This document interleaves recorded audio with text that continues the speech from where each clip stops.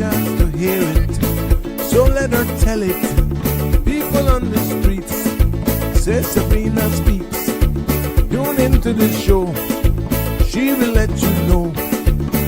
Tell all your friends and family.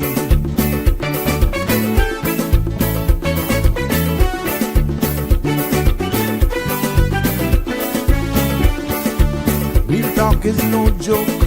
You get the news straight up from grassroots and concerns. You can hear with some people gone. So tell all your friends to tune in to the Good evening, show. Cayman. I'm Sabrina Turner, and welcome to Sabrina Speaks, your daily dose of clarity, truth, and community insights.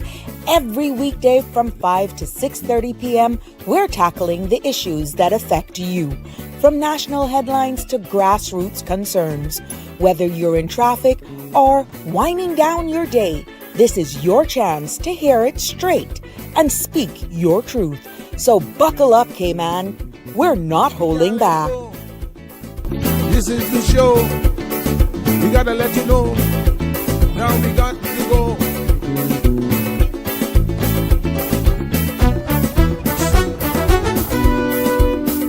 And now here's Sabrina.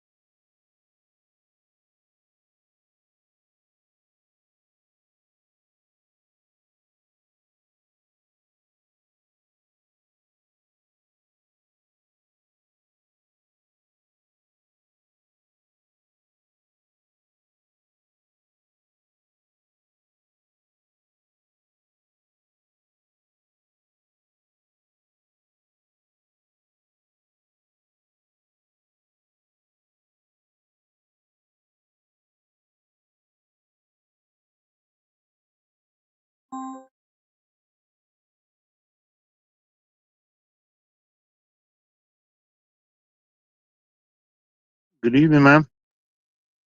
Can't hear you. Hello.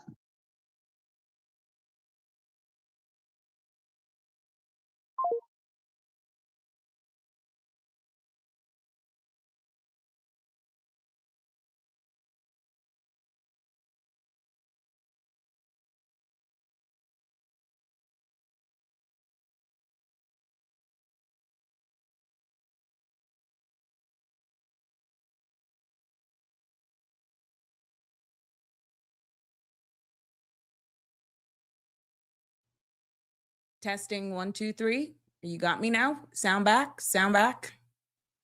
I got audio now? Everyone hearing me now? Give me a thumbs up if you're hearing me now. Yep. Sound? Just give me a thumbs up if you all are hearing me. I'm getting all green lights here. Yep. Thank you. Thank you so much. I had to reboot it yesterday. You saw we were having, yes. Thank you. I had to reboot everything because we had glitches yesterday. It was buffering, but thank you for that heads up. Thank you, Venice. Thank you, everybody, for letting me know. And for my caller, thank you. I didn't mean to cut you off. I think whatever I did automatically cut you off, but thank you for letting me know that. Love you lots. But good evening, one and all. Yes, welcome to another episode of Sabrina Speaks. And yes, we're voices of the islands, conversations for the world, and the podcast where voices rise, stories unfold, and inspiration takes center stage. I'm your host, Sabrina, and it's good to be back with you this evening right here in living color from the beautiful Cayman Islands. I ventured out on the road today, and to be honest with you, I felt like Dora the Explorer for a moment. For those who interacted with me and tried to come to my rescue, you know exactly what I'm talking about. But it all ended well, I must say. I am definitely excited, and my flyer speaks for itself. Because yes, tonight on Sabrina Speaks, in this episode, Cayman steps into the future. But are we ready for it? And what I'm talking about is definitely. And we've covered it here already, but I'm going to go a little bit more in detail because I'm speaking from a perspective now where, you know, I experienced it myself and I'm waiting for the next chapter. So I'm talking about the new My EID digital identity card. Yep. Yes, it's here and everyone's really talking, but I come from an unbiased perspective. I made the decision myself because some I'm hearing saying it's progress, some say it's pressure, and some just want to know and more, pretty much in plain English, what this thing actually does. But it's not as scary as it sounds, to be honest. And I know there's a lot of information out there, but my aim is to break it down as from what I understood, what information was shared with me, and talk a little bit about the whole QR code, the NFC chip, the machine readable, and they gave me an apparatus as well that if I'm using it, I can either plug it in my phone. It's like a reader, a chip reader, and it was amazing what I was able to do there. But I'll tell you all about that.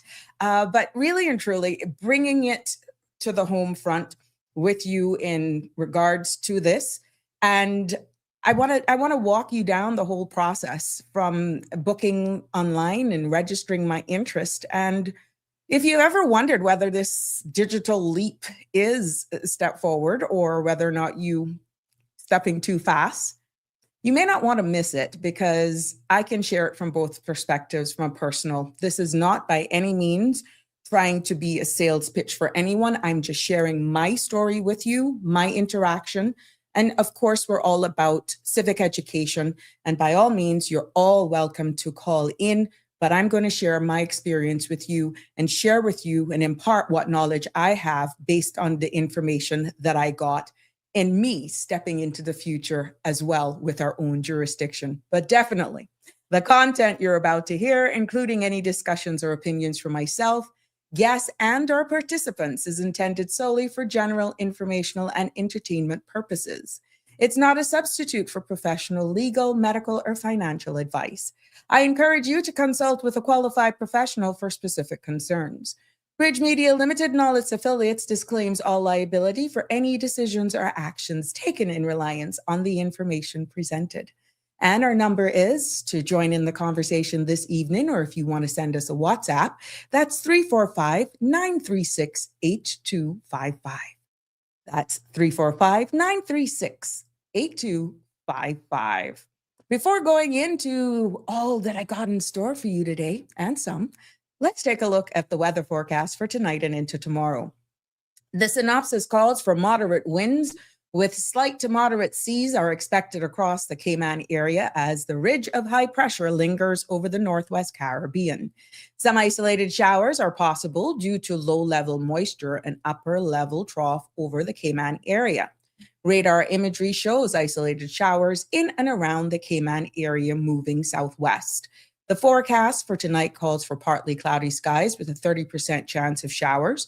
Temperatures will fall to the mid-70s. Winds will be east to northeast, 10 to 15 knots, and seas will be slight to moderate with wave heights of 2 to 4 feet. The forecast for tomorrow calls for partly cloudy skies with 30% chance of showers. Temperatures will rise to the near mid to upper 80s with a heat index of 92. Winds will be east to northeast, 10 to 15 knots, and seas will be slight to moderate with wave heights of 2 to 4 feet. There's going to be a high tide at 9:13 this evening. Tomorrow, a high tide at 5:53 and a low tide at 12:12 a.m. Sun will set this evening at 6:32 and sun will rise tomorrow morning at 6:37.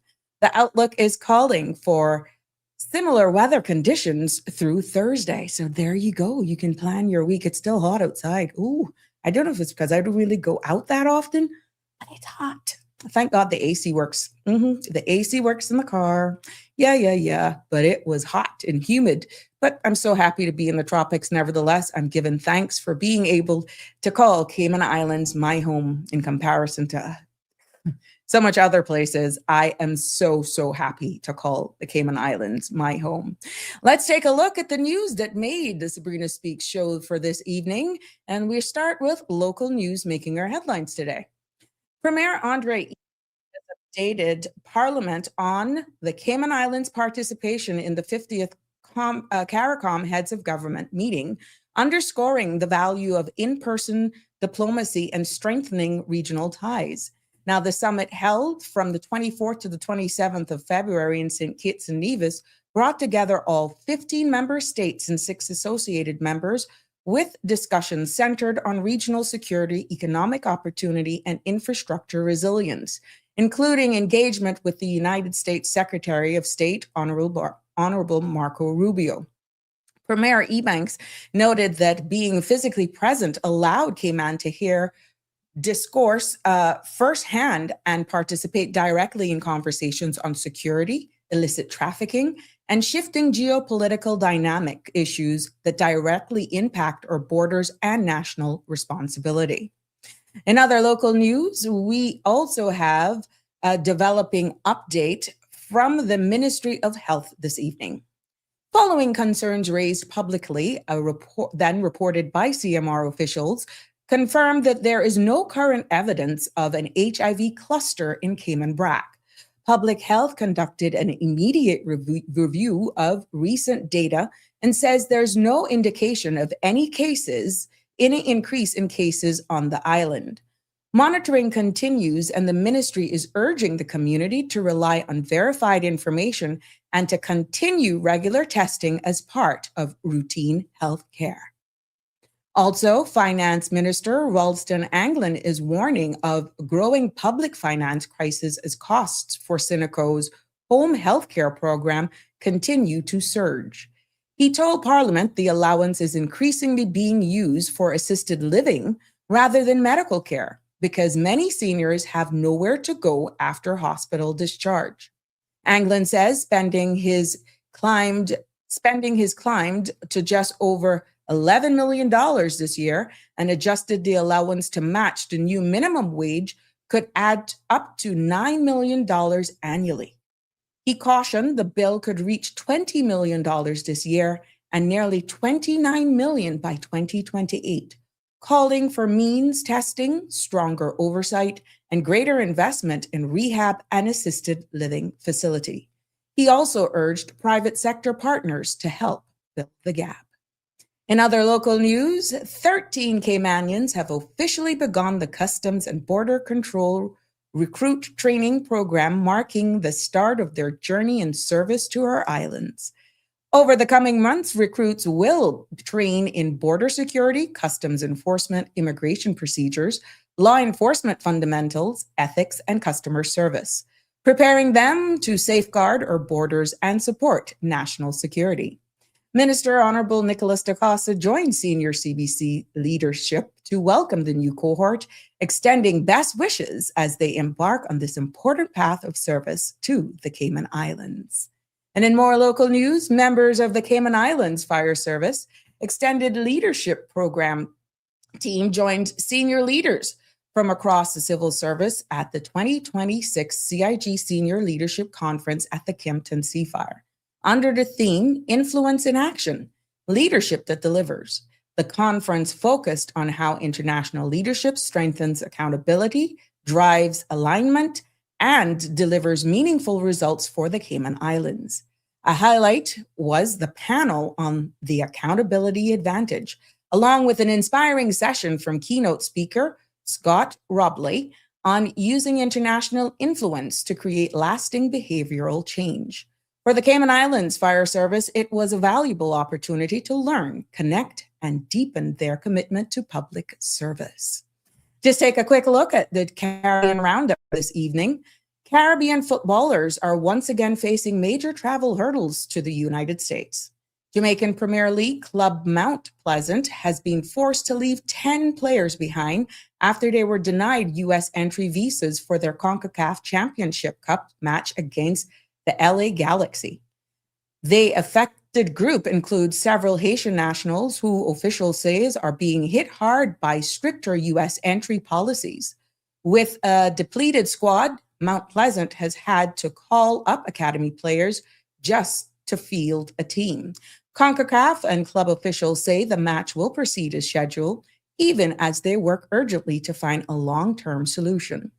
Putting our attentions to Bermuda, Premier David Burt says the world needs Bermuda, highlighting the island's stability among global conflict and economic uncertainty as he opened a Bermuda Risk Summit.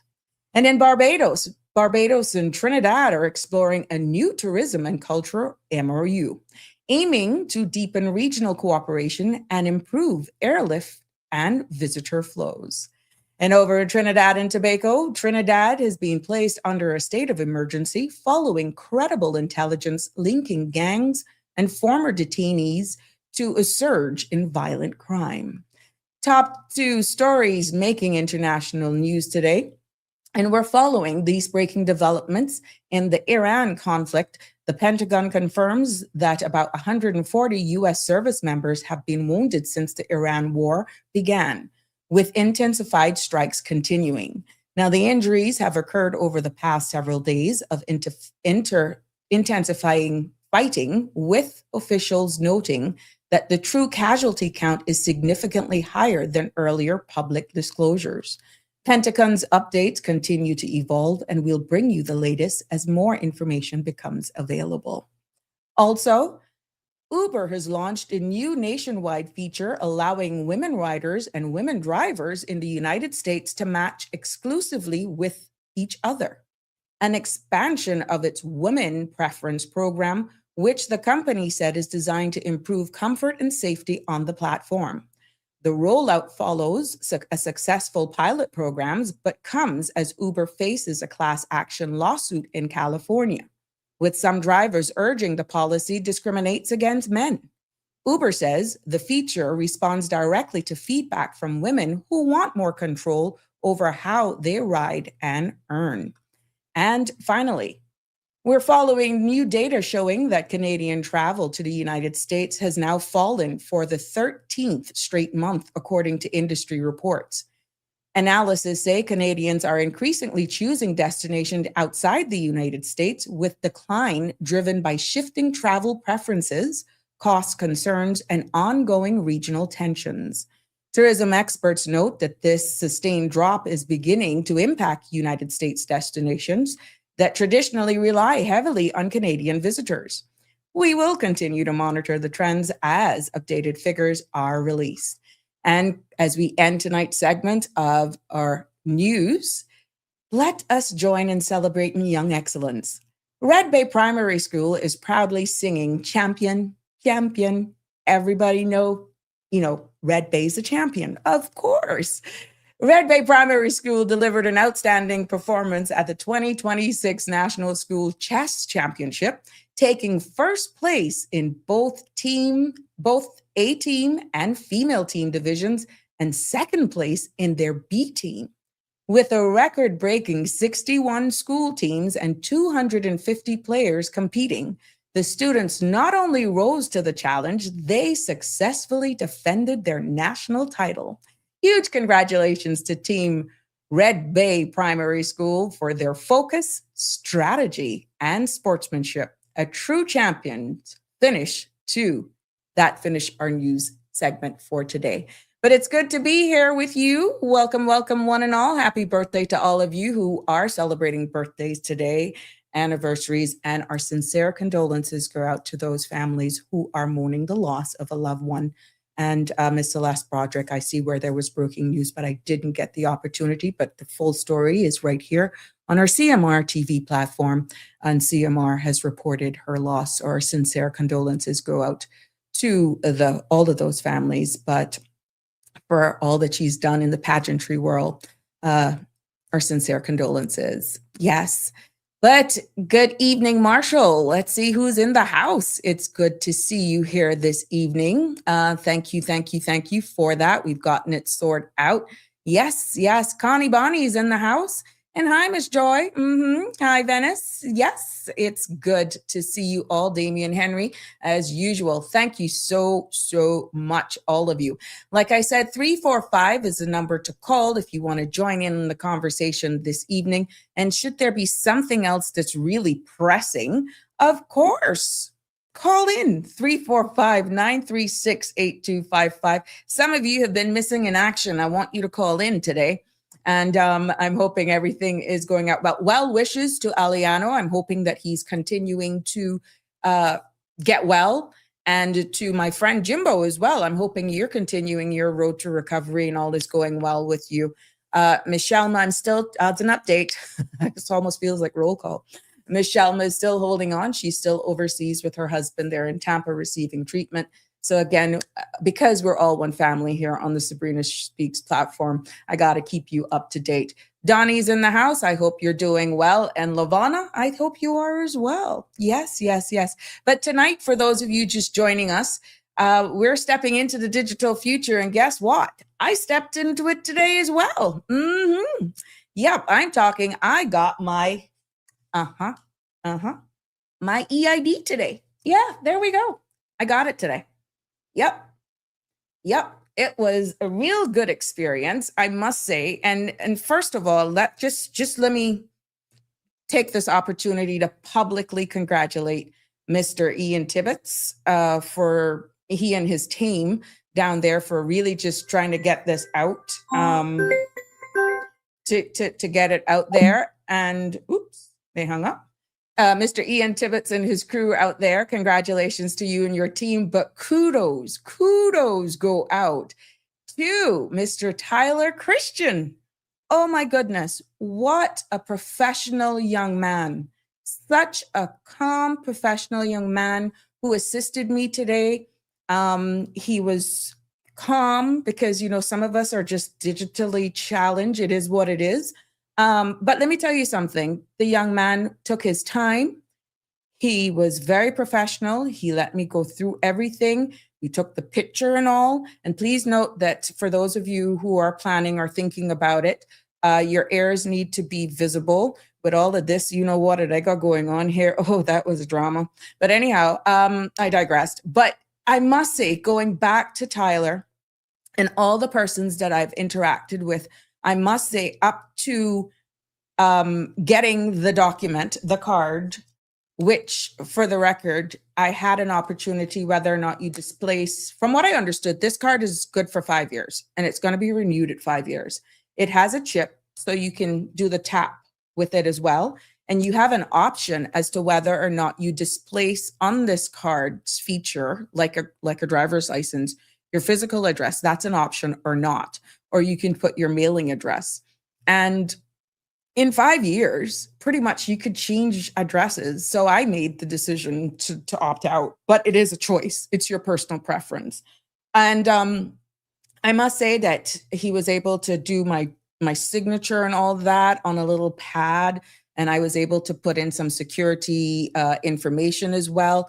Bottom line is, I just want to say thank you to everyone. From the time I registered my interest to receiving a confirmation that my interest was registered, I got the email and waited for them to send back a confirmation email for me to book my appointment to pick up my card. That was the only little snag, save for, I couldn't remember which particular location, but hold on, we can hold on to that. Anyhow, the link that they sent for me to book the appointment was broken. And I had to call their help desk, which I guess they're being flooded with a number of calls, and it's understanding. But when I did get through, I did not get the young lady's name, but she too was very, very responsive, very calm, very understanding. And at the end of the day, I guess she realized something was going on anyhow behind the scenes. So she ended up securing my appointment manually. However, from what I understood today, that little glitch has now been sorted out and it should be smooth sailing for others. But personally, when they sent me back my confirmation to say, okay, yes, it's an in-person meeting. Of course, you got to go because you need to sign and you need to take your picture. Once I got that done, it was okay. I'm horrible with directions, really. So aside from that, it gave me an opportunity to see some people. Some people recognized me, and it was good to interact, even though I was kind of getting a little flustered because it was hot.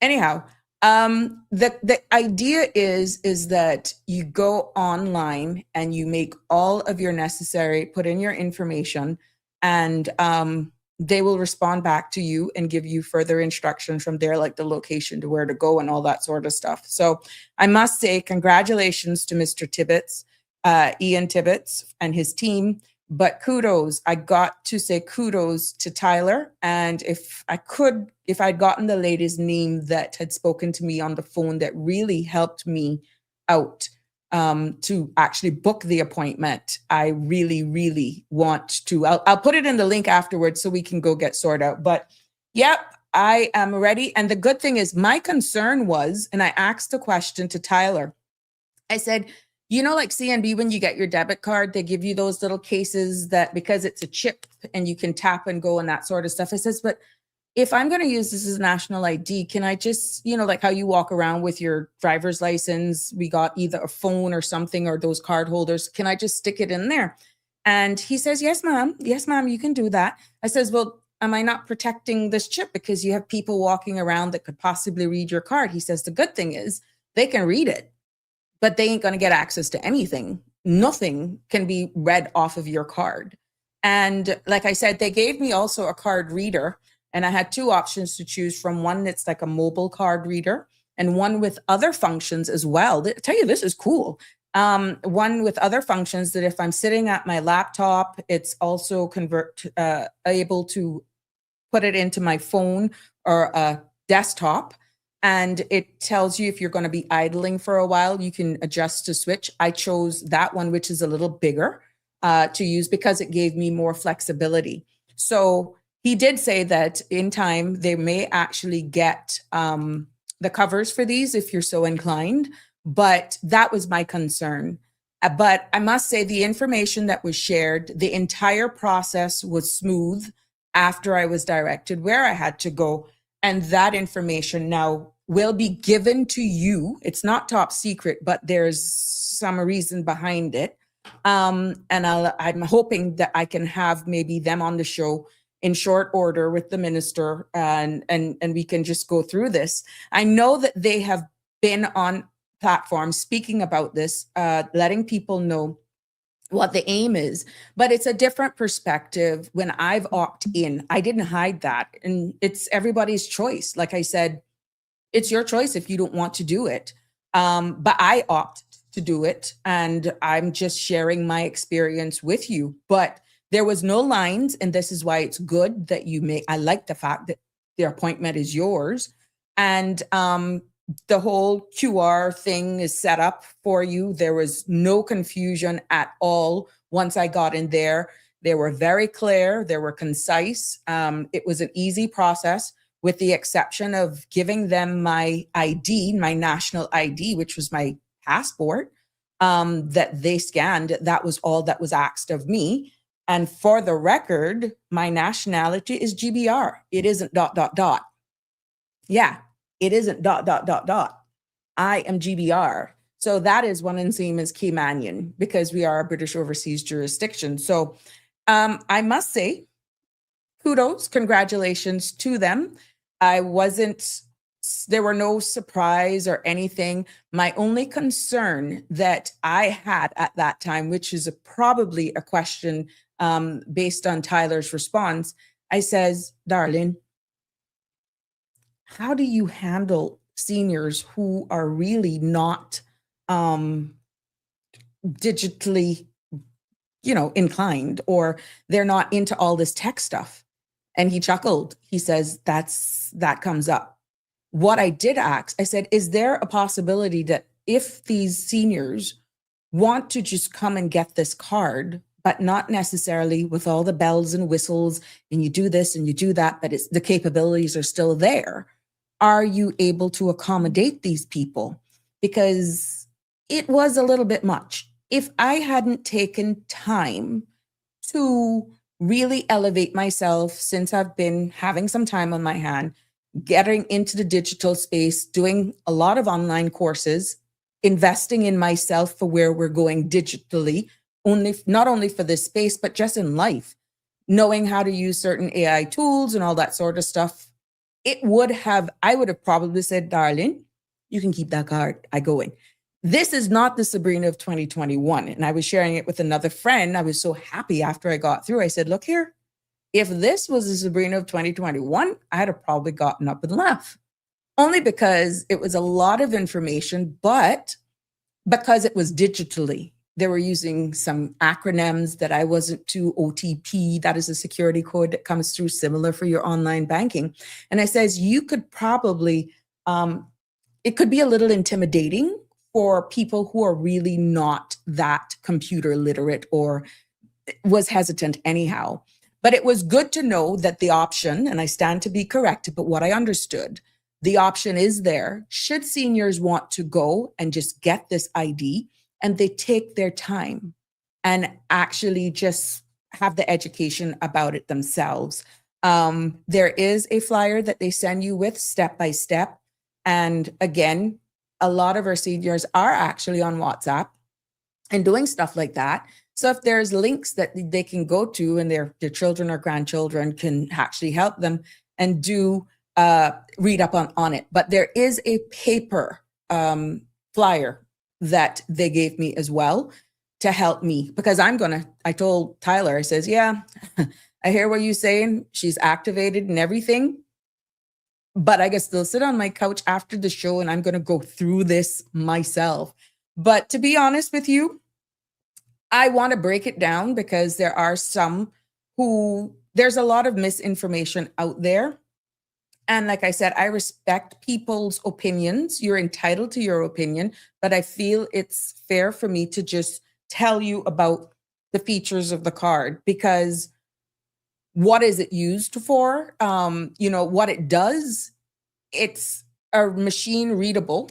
It's compatible. It has an NFC chip in it, and there is secure digital identity. That's pretty much what it is.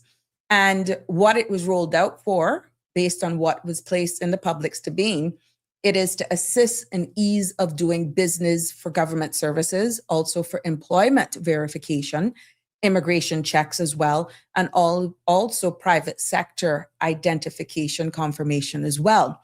Now, of course, this is a new rollout here for us in the Cayman Islands, so they will be adding on different things to it as we go along. What it's not, though, and I needed to make sure that people understand that, is that it is not a phone app, at least not yet. It's not a phone app yet, from what I'm gathering. Even though, Tyler did say there was something that they're going to release. Anyhow, stick a pin on that one. I think there is a phone app that they have developed since then. But the fact also remains that it is not mandatory at this stage. This is something, and I say at this stage because people may change their mind. The government is not mandating anybody to get it. This is the first rollout phase, and it's anybody who works with any government departments, councils, that sort of stuff, and Caymanians can actually opt in for it. It's not mandatory. And it's not a full data dump when scanned, meaning all the stuff is there when it's scanned. When you scan it, that everything that's on it, it's going to come. No, behind the scenes, you actually control what is being seen. However, on the back end of it, it does have your emergency contact. You have a choice to put name of your emergency contact, telephone number, and an email address for an emergency contact as well. And you do that. You have that option of doing that once you actually go there to get it set up. Now, we've noticed from a global context that the EU has rolled theirs out at pretty much all of their stations right now. And I was telling you guys that from the end of last year. We saw where Jamaica and Barbados have similar systems as well, even though there are still some pushbacks. But Cayman's, from what we're told, what is in the public's domain, is tailored to our legal cultural landscape. So it isn't a cookie cutter thing. And again, you can weigh in on your opinion for this. And because it is just not isolated, I'm not just doing this to push any narrative for the government. Again, let me declare, I'm just sharing my experience from day one, from start to finish. And this is why I am proud to say I stepped into the future today. To each his own with what they want to do. But, based on my experience today, this is something that is already working in real time because we know that immigration, customs, I think police records or licensing is already online, and it's ease of getting through access there. So I know that there's a big elephant in the room when it comes to what government says, where it pertains to data protection that is central. Citizens can query their own records, and the QR and the NFC, the chip limits is shareability. But what global examples we see where, again, the US faced concerns. Jamaica themselves had early glitches as well. And that is why here in the Cayman Islands, we're doing it in a phased rollout to avoid pitfalls. So, yes, in the early sections, with what nuances that I may have experienced, thank God I'm understanding.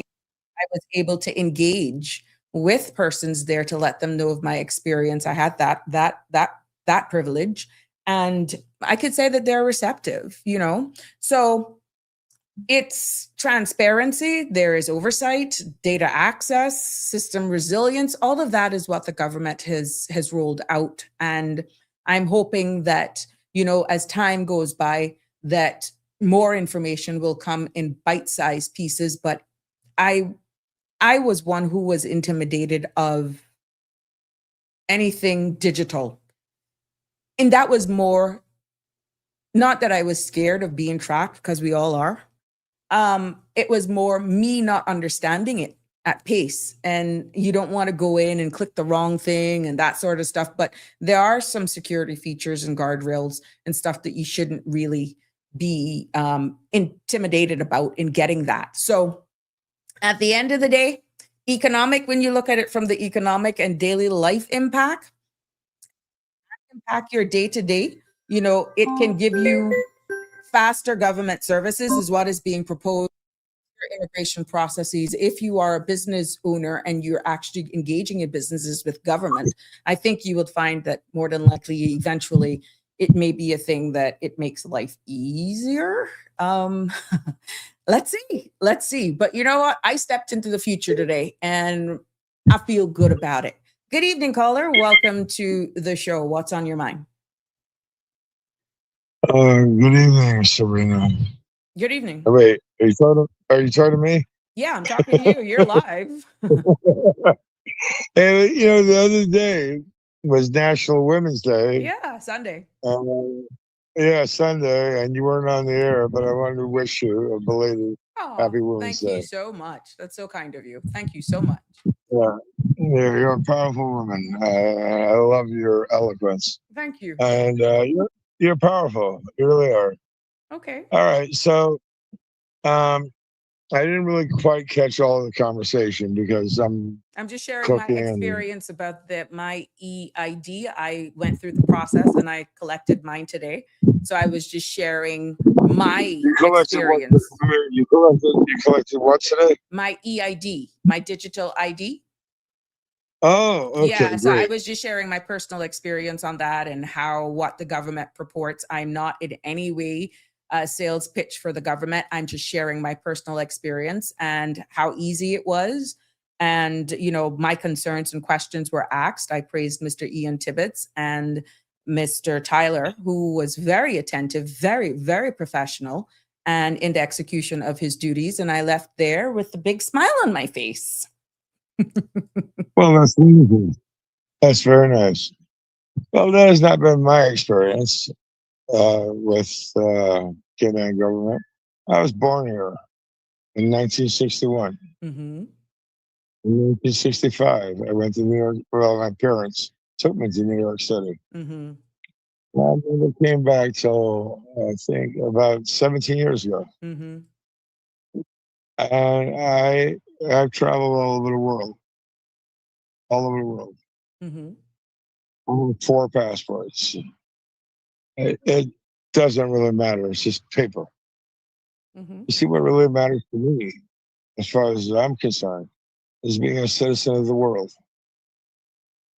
You see, I am just a regular guy. Mm-hmm. I'm just living on a nice little island. and I got a nice little place, and I feed my chickens, and I feed my cows, and Mm-hmm. I don't care for the paper. I really don't. Mm-hmm.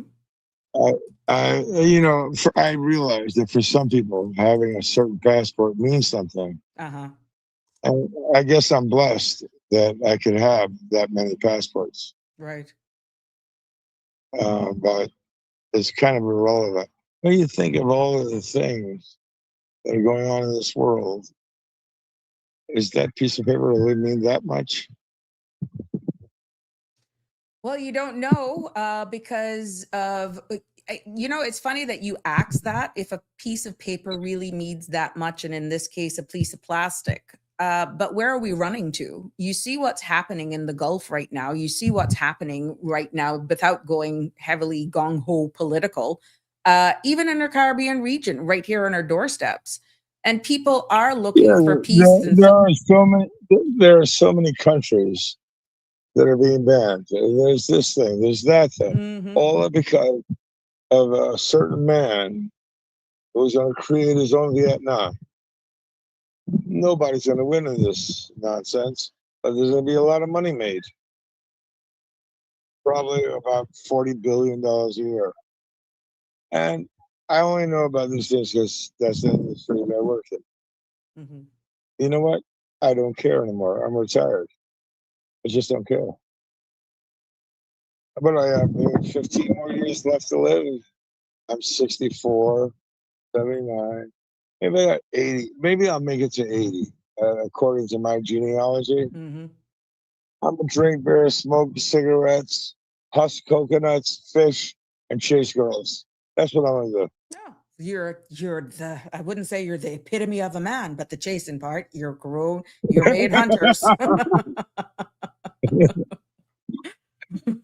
Just do it responsibly, please.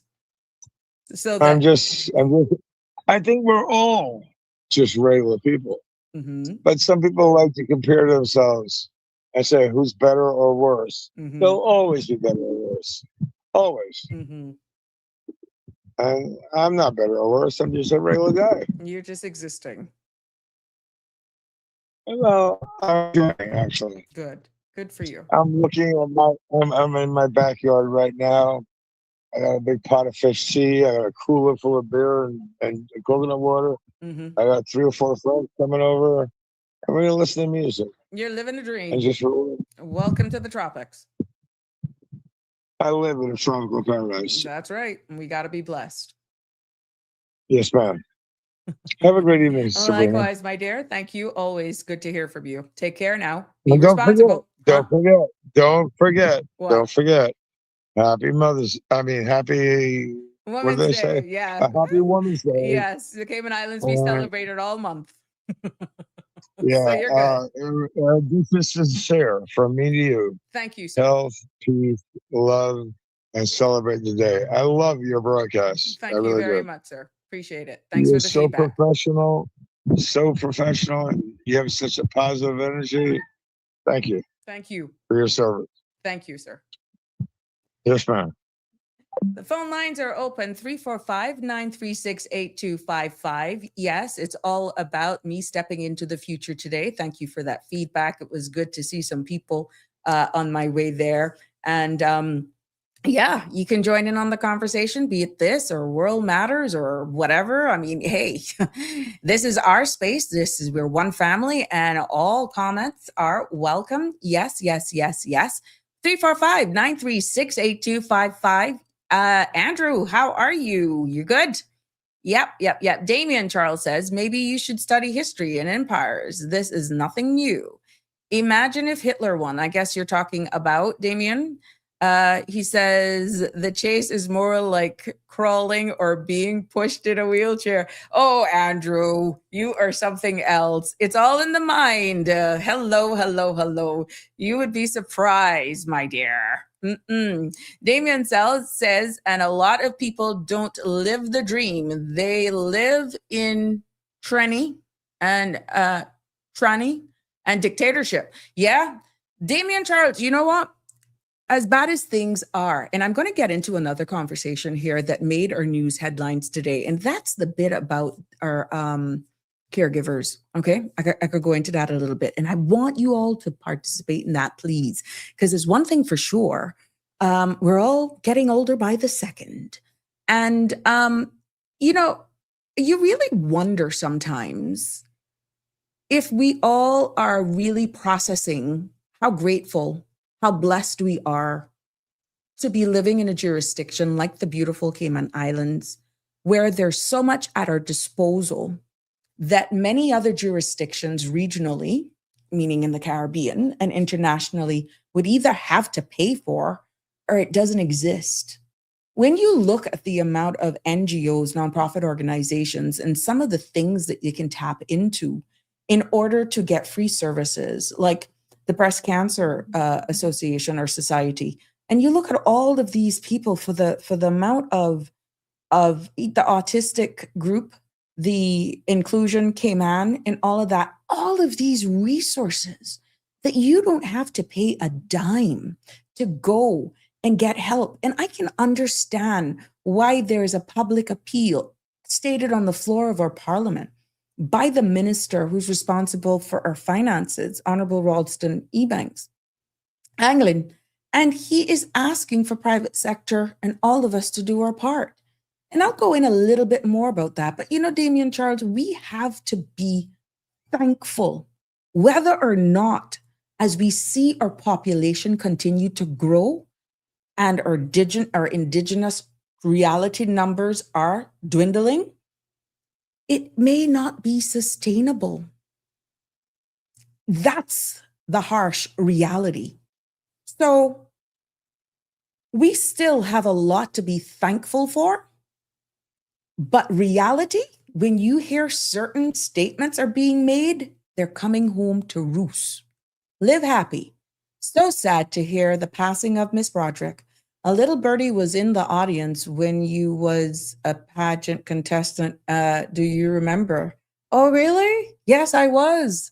I did enter. I don't remember what I got. First runner-up. I'm not a pageantry person, but yeah, thank you so much. Yeah, I sung. I sung for my talent. People didn't even know I could sing. Aha. Now I sing even better. Like my last caller. Andrew, Roy must have a big pot of fish tea. At least he has a positive attitude with all the crazy stuff. Let me tell you something. Look, Roy's living a dream. Can't blame him. I love him to death. Love him to death. Good for him. That sounds like how I would live the dream in the BRAC. Here, it's more work for me. It's amazing that we're different districts, of course, separated by a body of water. But when I go to the BRAC, oh God, no shoes, dragging slippers. Who cares? Riding a bicycle, doing all sorts of stuff. That's what I would be doing. You just don't want to go in my hammock. That's the dream over there. Hey, Dean, how you doing? Welcome. Aliano, I see you were saying something. Good evening, my love. How are you this evening? So good to have you back with us. At the beginning, I wished you well wishes. Yes. And Dean is with us. Any idea how much money government will make from this immigration reform? I guess we'll have to wait for the powers that be to tell us what that's going to be. And Dean, to be honest, you can't really right now put a figure to that as yet, because when the law does go into effect on All Fools Day, April 1st, unless it's changed to another date,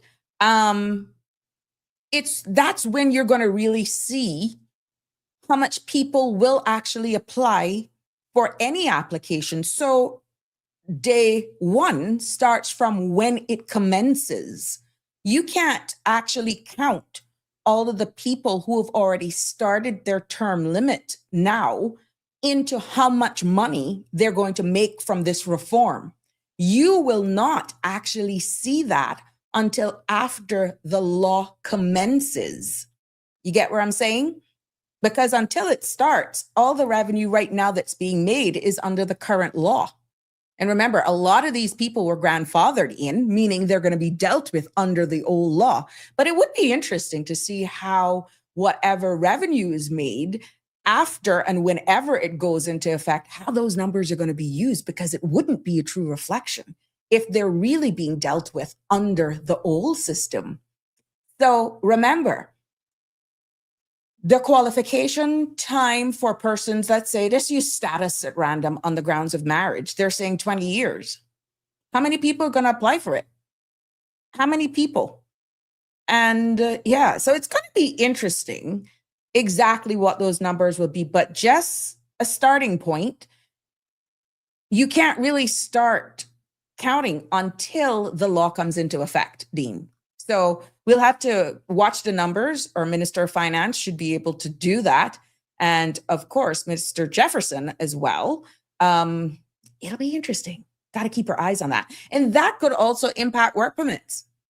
Dean, so let's see. Let's do a reset at 1st April right now, or whenever it takes effect.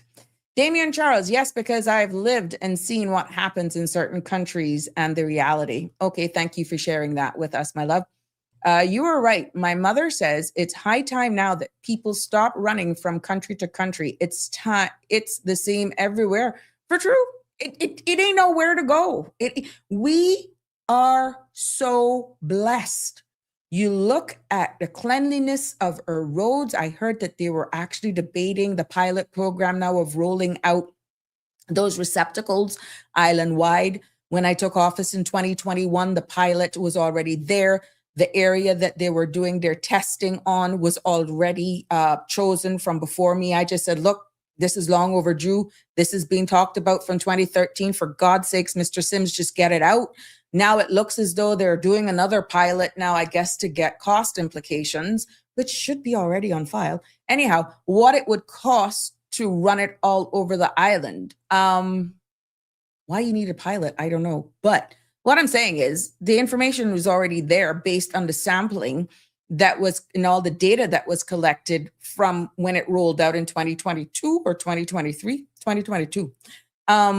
So I'm happy to see that. But when you look at the cleanliness of our streets, when you look at the even healthcare or infrastructure of our roads, you look at our health, I said healthcare, health facilities, and accessing to public health services. You have NGOs, nonprofit organizations right here. And even so, what government takes on to pay for people with accessing healthcare, helping them with their utilities and food and all of that sort of stuff. Let me tell you something. We need to stop complaining. And we need to really take a reality check that we're not like we're paying into a social security fund. We're not paying anything, even though they says we're not paying tax directly, but indirectly is just as bad. But what I'm saying is there is no separate pool outside private pensions and government funds that we have to tap into so that we can either age with dignity, or when and if there is a shortfall from incoming revenue, which we know is tourism, financial sector. We want to try to look at other tourism industries for bringing in a revenue. Outside of that, who you think is paying the bill? Government. So when I get into this other section and certain statements are being made, that's profound what is being said.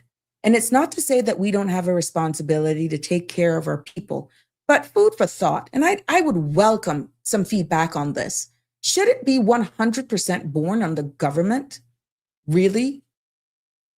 Or should it be shared responsibility when it comes to dealing with our seniors, and especially some of the cases that we know are really existing? Yeah. What's your thoughts on that? Andrew says, how much money does government make from work permits, permanent residence, and status grants last year? I'd have to dig that up. I don't want to quote sources, but I know it's a huge amount.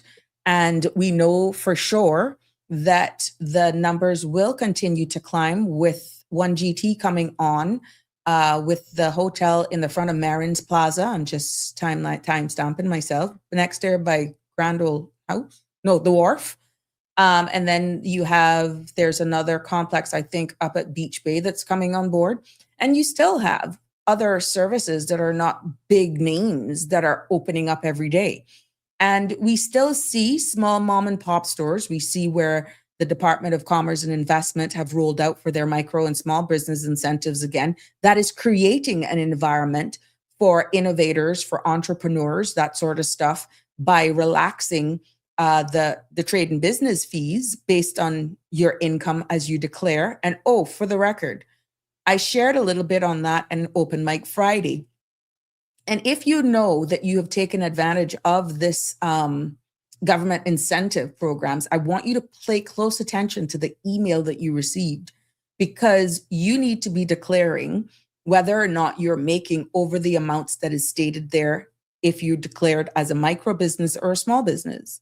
So if you don't want to hand over your documents, similar to like doing your tax returns to the government, then you know what you better do? You better go in and pay your fees to the government, because the government is paying for your trade and business fees that allows you to engage in business and offer services and get paid for it. They have the right to ask you to declare, to play your hand so that they can see exactly what is coming into your business. If you don't want that, then you know what? I strongly suggest you pay your trade and business fees, because some of those fees ain't that much based on what you know you can make in your company. It all depends on the type of services. So that's just a word of caution to my people out there who have or may have been eligible to qualify as a micro and small business, and you know you're making over the certain amount. Some of you, one contract can go way over that based on the type of business you're doing. So I just want to caution you on that, because you don't want to end up being one on the courts for defrauding the government and for not complying with the terms and conditions of that trade and business. Damien Charles says, plot done as an experiment or test before being introduced to more widely. Yeah, but they've already done it, Damien. They must be did almost 2-3 years of that in that pilot program. And it was done in an area where there was mixed residential, certain size houses, apartments, duplexes, houses that have been turned to apartment complexes, but it looks like a single dwelling. So they have a good sampling. I'm just saying, not questioning them. They must know what they're doing. Wake up, Cayman. The digital ID got shot down here in the UK. Yeah, but I tell you what, tell the truth. They make an living hard, a living hell with certain things. I've seen the flip side of that. But isn't it a case where it's optional as well? Wake up, Cayman. Please tell me whether or not it is an opt-in still. I don't think it's completely gone away. They're just coming around a different way. I think eventually it's still going to be there. Andrew said, the more people here generates more revenue for government. The economy benefits. I get that. However, we have to balance the scale carefully. And we have rapid retired aging population over 60. Now, the STEP survey tells that, Andrew.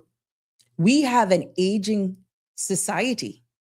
And with births of our own on the decline, that in itself says a lot.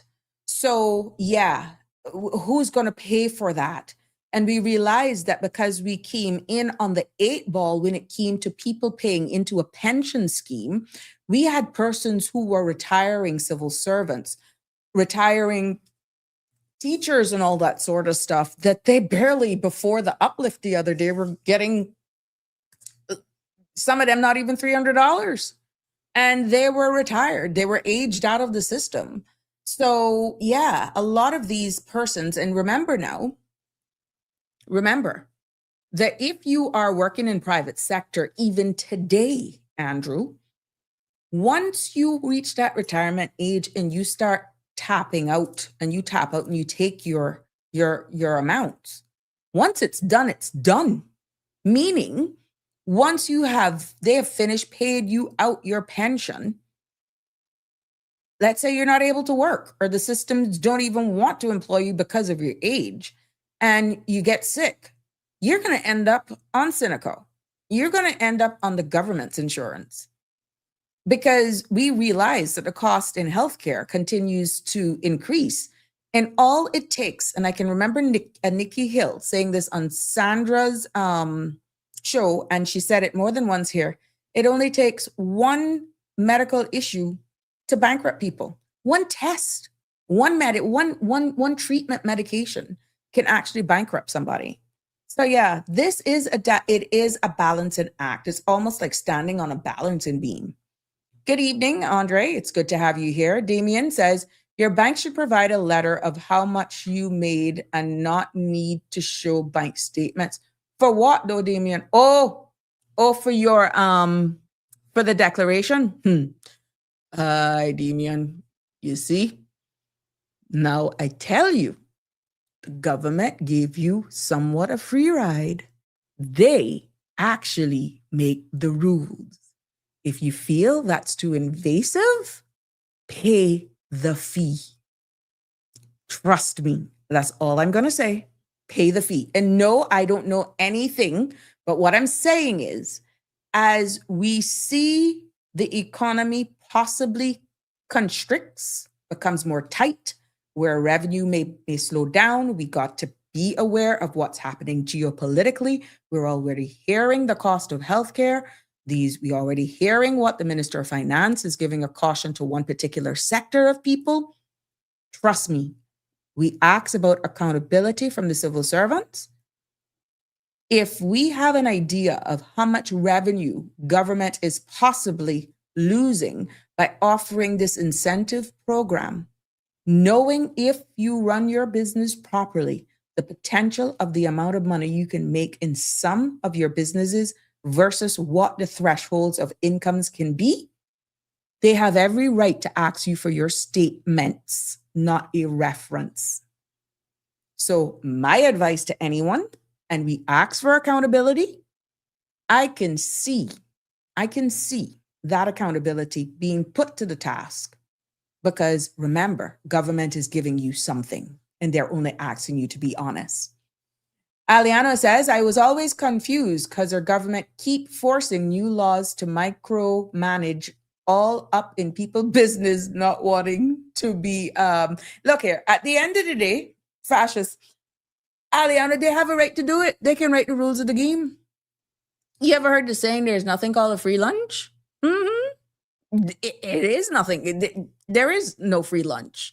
You said the equal measure of the stick is never fair to hold a person selling jerk chicken on the street versus $1 million insurance companies to held the same legislation, or maybe hyperbolic. The equal measure of stick is never. Oh, okay. Well, you see that there is some limitations though, but the insurance companies are away from that. So it's only certain businesses can actually take advantage of it, to be honest. So yeah, you got to read it. I had it here, but I'll try and see if I can find it, but I'll definitely put the link on. Damien business. This is businesses that employ for, not including the employer. Hey, Miss Lucille, wakey over there in the UK. Good to have you joining us this evening, and I hope you're doing well.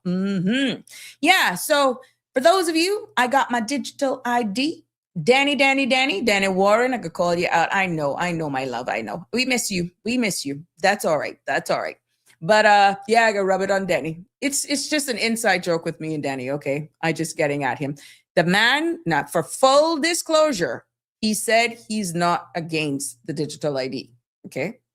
So when you hear me throwing jabs at Danny, it's not that. It is really an inside thing because he can handle it. He get my weird sense of humor, okay? So yeah, there we go. But let me switch gears now. And again, the phone lines are open, 936-8255, if you want to join in this. And I want to hear your opinion on this. You know, when you look, making sure that I don't get political, because I want to make sure I have to maintain a level of decorum when it comes to this topic, because it is emotive. And we're all got one road to go, and that road is that we're getting older. When you hear And this goes back to an article that was posted, and I mentioned it in the news segment here when we started. What the Minister of Finance laid out in Parliament is more than a line item in the budget. I hope you all realized what was being said. Really and truly, what he is doing is really actually highlighting, signaling a warning about where this country financially is heading if we don't rethink how we care for our seniors. You hear me?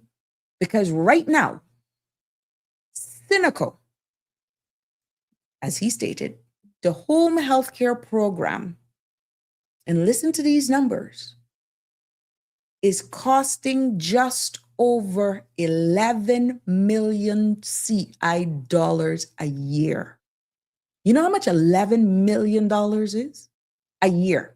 That's how much it's costing you and me, the people of the Cayman Islands, just for that service. That's taken away from your schools, that's taken away from your roads, that's taken away from other infrastructures, that's taken away from other things nationally that a government could be looking at or against. We're saying we want more cost of living to go down, and we got all of these ideas of how we should do it and all of that sort of stuff. We want to limit the amount of work permits, as Andrew alluded to earlier on, when only this offering that is right now paid for by this country for healthcare programs, and some people need 2, some as much as 3 care providers based on their situation. Right now, this program is costing the Cayman Islands, out of the country's, the people's purse, a little over $11 million a year. And when you hear the Honorable Minister making it clear that this allowance is no longer being used mainly for medical recovery, that is saying, look, it's being extended. It's becoming what it really is, assisted living. And it was never intended for that. And the reason that he pointed it out is that he has observed, based on the cases, that too many seniors they have nowhere to go. They're not sick enough to remain in hospital. They're not well enough to go home, and we lack that interim environment, not social housing. Please do mix up the two. You're not sick enough to remain in the hospital, but you're not well enough to go home, and there's a middle gap before you go home. And then you will have some cases where the home surroundings is not conducive, is not fixed up a way or in any condition that probably you may never be able to go in or to go home, to be back on your own, right? So what it started off to is not what it has actually become. And it's more taken on the identity of assisted living finances. And what is being said, that if the allowance is adjusted to match, he's had to do that to match the minimum wage, because some of these people are also under a separate bucket getting funds from government as well. So they're not only getting, you see where it's going around in a circle? They're getting assistance to possibly pay for utilities, food, and just to survive. And then they find themselves may need someone to assist them. But when he actually quoted some other numbers, that if the allowances are adjusted to match the minimum wage, which is now the national minimum wage, The program alone could grow by another $9 million every year. That's $20 million a year. Because remember, you can't pay some of these caregivers below the national minimum wage. And if government has to do the difference, and this was a concern with certain districts throughout our 3 Cayman Islands, that their only income is government assistance, and how the impact of this national minimum wage would even impact those persons. So we now have a case where it's going to climb just because of the national minimum wage to $20 million a year. And when you actually look forward into the future, where this cost could end up by 2028, 2029, $20 million to $24 million next year. And that's $29 million is forecasted by 2028. That is still in this administration's tenure.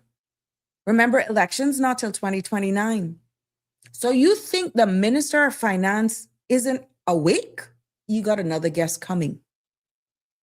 We need roads. We need better schools. We need better hospital facilities. We need better this. We need another capital projects and all of this sort of stuff. You understand? But that's just this, dealing with our seniors alone. We're looking at just that one line item, possibly be looking at $24 million, $29 million by 2028. Next year, 24 million. Who is going to pay that? Where are we going to get it from? If we don't either increase revenues or have it coming in from some other stream. And yet we still have a responsibility to deal with our seniors with dignity.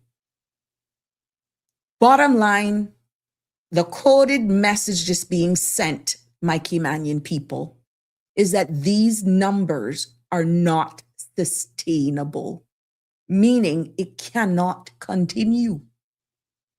He's not saying that they're going to stop it. He's saying it's just not sustainable at the current pace in which it is going. And when you look at a country, or any country, but specifically for one Earth size, Houston, we got a problem.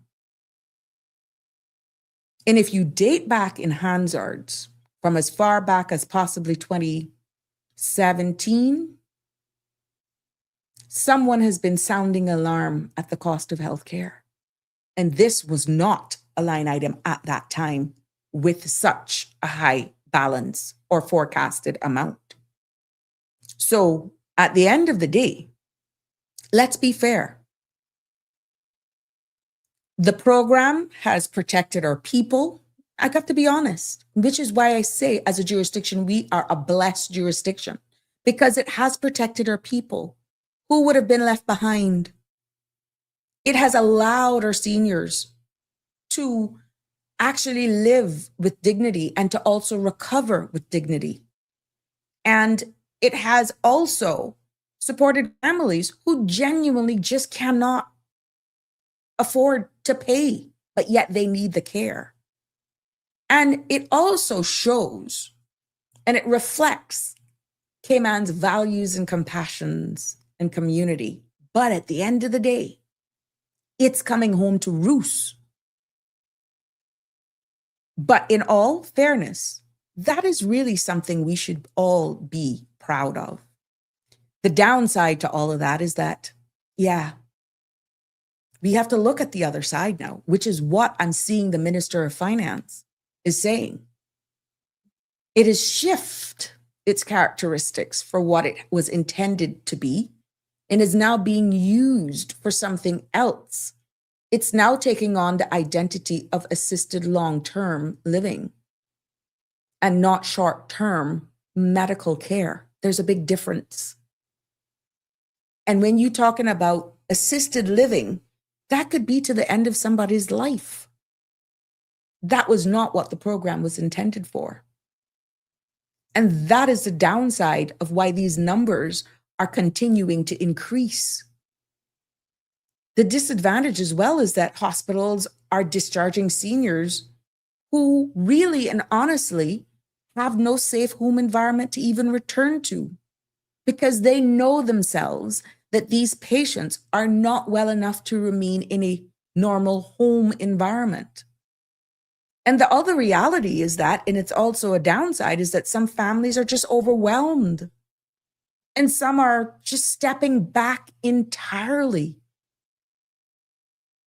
Yeah, they're just like leaving their loved ones at the hospital, in the hospitals, and who's paying for that?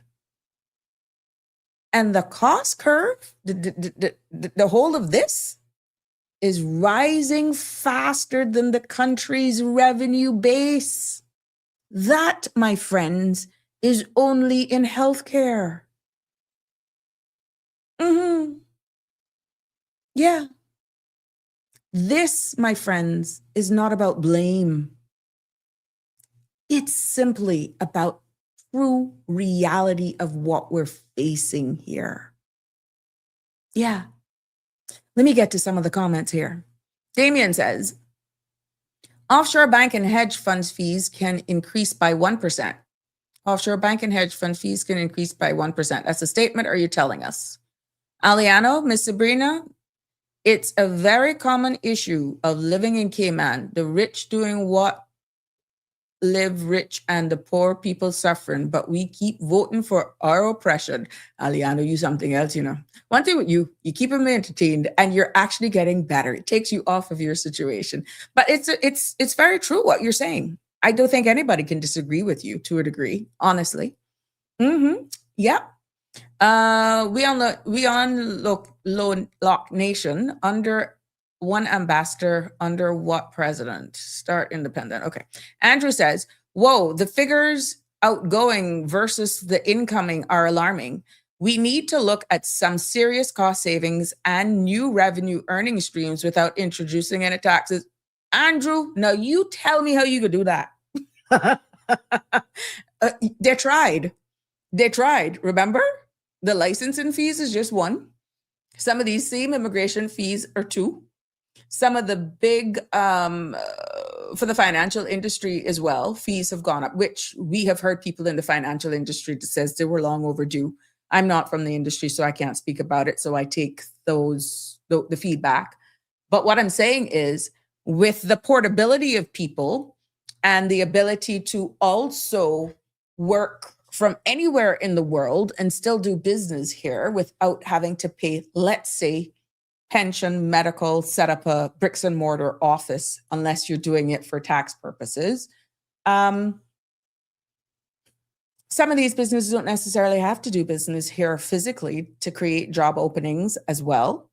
They're portable and they could have persons working here for a Cayman-based business as well. So the taxes and stuff will be, if we continue to create an environment, which is why it is imperative that when our Minister of Financial Services, the Honorable Premier, speaks, he has to come with a level of where it's not heavily private sector, the corporate side, because when you speak, sometimes you miss the little man. And there's a trickle-down effect of certain things in order to keep the scales balanced. And when you look at the financial services, and yes, some of the revenues and fees that have been increased, that is being imposed, that's actually helping for us to assist paying some of these bills. But if it is not being conveyed, communicated, so that every person would understand that we're all interlinked some way, somehow, it could be missed by the little man who is doing a pop-up shop, from the micro and small businesses. We all play a critical role in a country's bottom line. And it is said that who contributes most to a national income are really small businesses. Good evening, caller. Welcome to Sabrina Speaks. What's on your mind? Good evening, Auntie Sabrina. How are you? Hello, Alfred. How are you? I'm all right. Can you hear me loud and clear? Loud and clear like Bell South. Okay. I have a question for you and for the audience. Go ahead. What's and you know me, you know my role, right? What's wrong? What would be so wrong if Cayman introduced taxation? Just a word Direct that people taxation. cringe. But people would say we got it already. It's just indirect. We're not calling it what it is. Maybe the indirect statement made on the floor of Parliament is that we're on that road. What I'm saying is, caller, this is real, and that's only the healthcare industry. We are not looking at the DFA and how much funds it's taken to fund that as well. You understand what I'm saying? But healthcare continues. Healthcare continues. If introducing taxation, I'm just going there.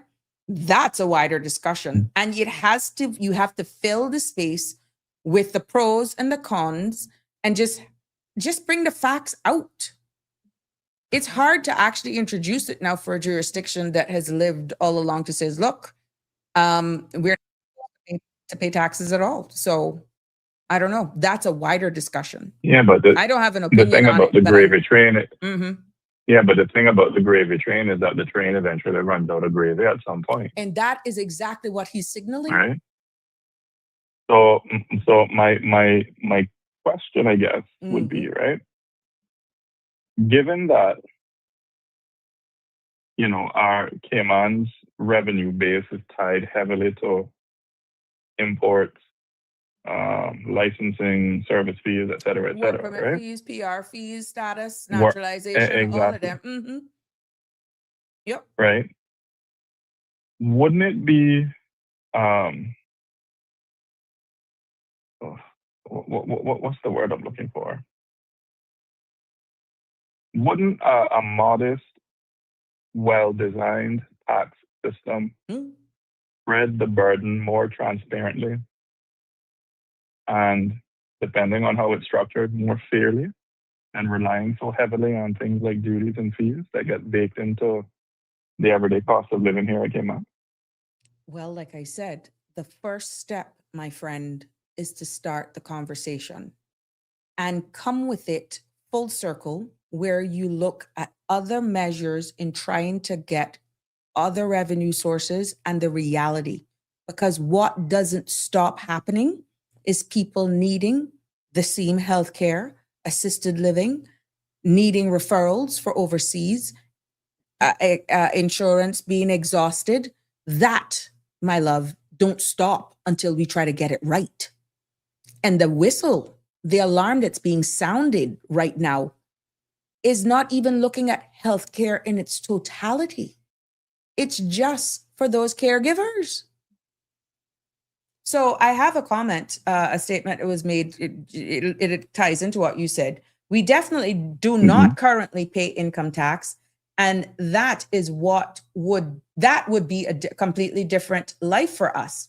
I would support civil servants having to pay deductible on their health insurance plan, because that is the deterrent from the running to the HSA for a buck dough. CIG can remain as is by not deducting premiums, but a deductible needs to be implemented, because now it's 100% for everything. Yeah, but to that comment about the civil service, I mean, from what I understand, you can correct me if I'm wrong, Seneco is only accepted at HSA or through HSA.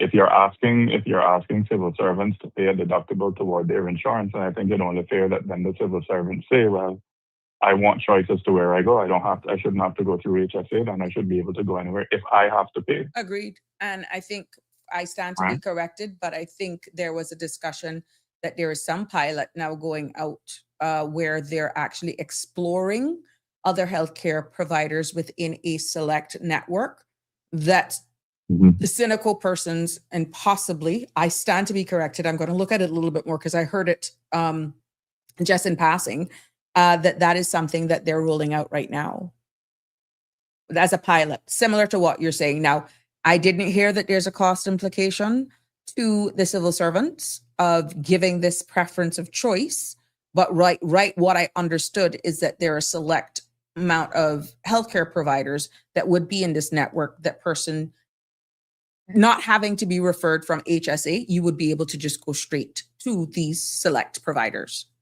But I don't know if there's going to be a cost implication on the employees after the pilot. Well, I mean, I'll say this as one Caymanian to another. Mm-hmm. I am not against a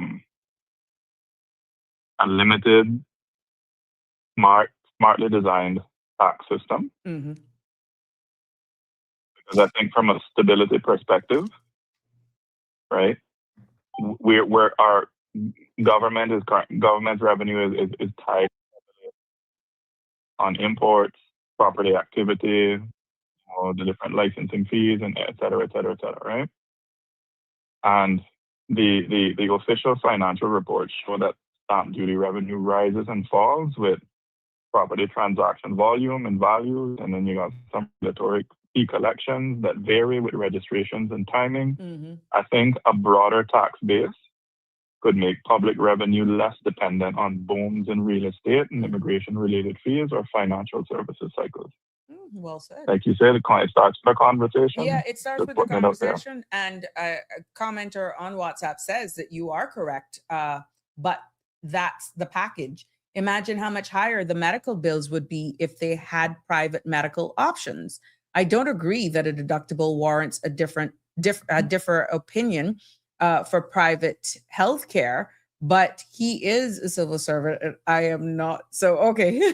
So who feels it knows it. Okay, I get the point. Yeah. Mm-hmm. So for somebody who is in there, I mean, it's a total different environment for us out here in private sector that we know what it is to pay in. For someone who's never worked in private sector, it may be something, but caller, I agree with you. The conversation needs to start to be had with realities. And it is sad that the conversation has begun with the true person, a true member of parliament, calling out this and saying the words. It's not sustainable. He can say that in that position, caller, because he's seeing the true bills as the Minister for Finance. That's only one area I can tell you, because when the true numbers and the trajectory from the Department of Financial Assistance come in and you combine all of those together, let me tell you something.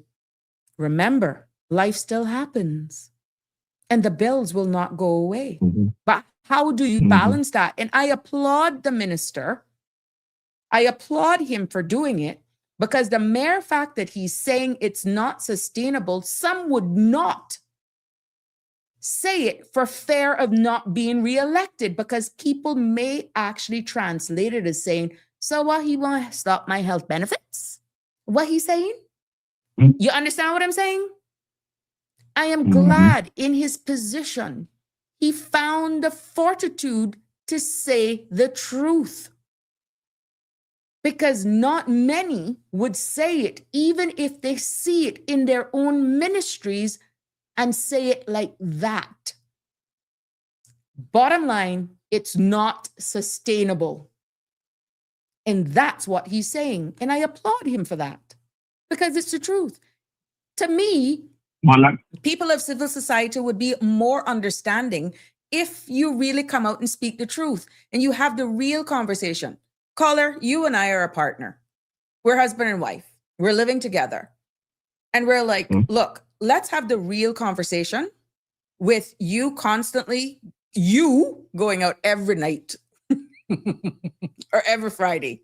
This is not sustainable, because we can't do the addition onto the house and pay for our little Johnny to go to school with you going out every Friday night and living this brunch thing every Sunday.